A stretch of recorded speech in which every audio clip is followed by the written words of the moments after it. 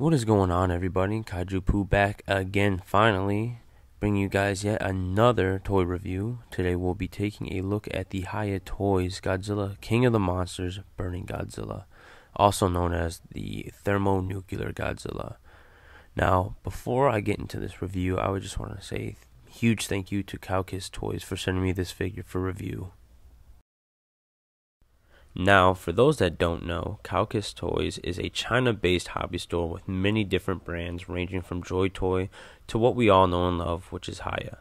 Now, as you can see here, they receive all the new figures from the Hiya Toys MonsterVerse line.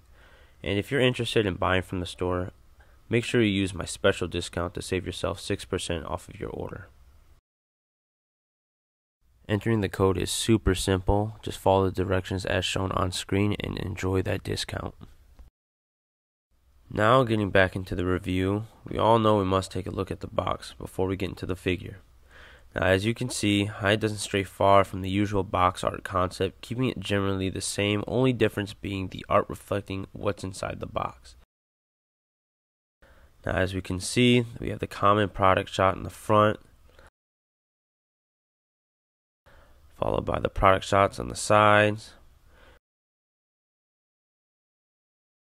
Moving to the back, we see the product information and also the contact information, as well as some small little product shots on the side and branding all throughout the box.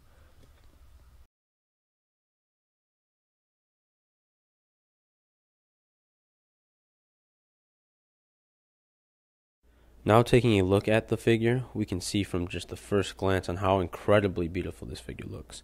The sculpt is phenomenal.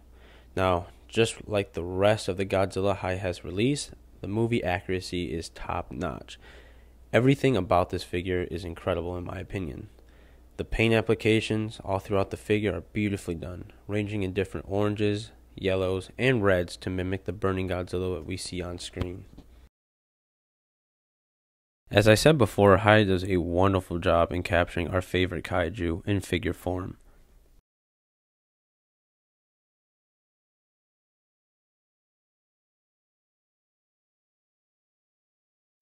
Now, for the most part, articulation hasn't changed much from the original GVK Godzilla release. The only noticeable difference I've seen is the obvious neck update, which took care of the gap issue that we had in the past. As for the rest of the figure's articulation, not much has changed, and we will run through this very quickly.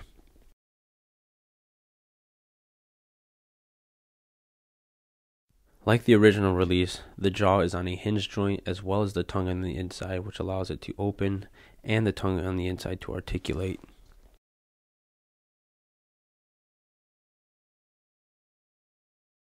As I said in the beginning, Hiya had made an update to the sculpt in which fixed the gap issue we had in the original release.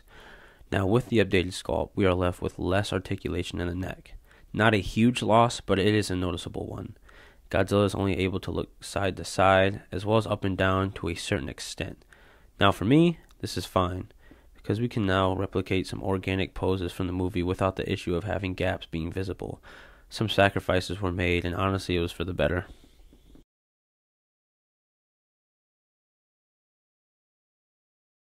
Now, moving down to the arms, we will be starting at the shoulders. The shoulders are on a ball joint, which allows for a full 360-degree turn and a slight raise, which I think is allowed because of a maybe possible hinge joint. I'm not too sure though.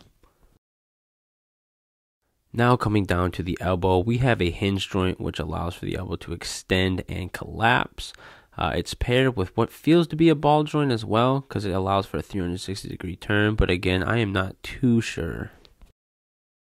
Now, down to the hand, it is on a ball joint, and I also again believe it is a hinge joint, which allows for another 360-degree turn and slight movement in the wrist. Paired with everything that we got going on the arm, it allows for some nice posability. Just quickly playing around with the type of poses that we can get out of it.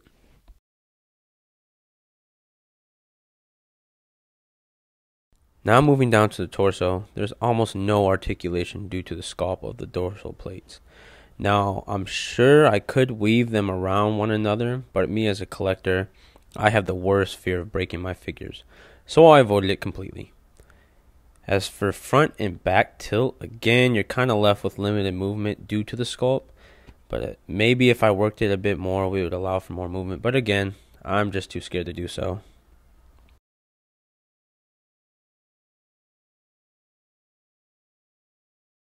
Now taking a look at the legs, we have another ball joint which allows for 360-degree rotation. There is also a slight split you are able to achieve in the hips, which is subtle but appreciated.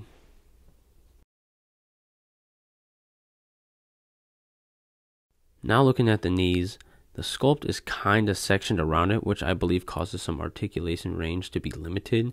You can still get some decent movement, but it can always be better. As you can see, there is some forward and backwards movement, but it isn't anything special in my opinion.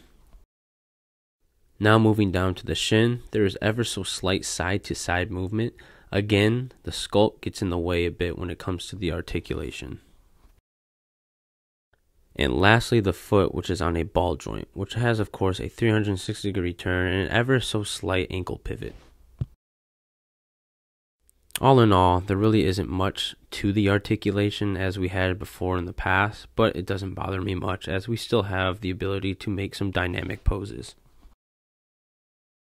Now taking a look at the tail, we have different sections which allows the tail to create some nice organic poses. Now I do believe each section is connected via a ball joint which allows for the poses to look so good. That and the overlapping sculpt keeps the figure from having any gaps between the sections as well.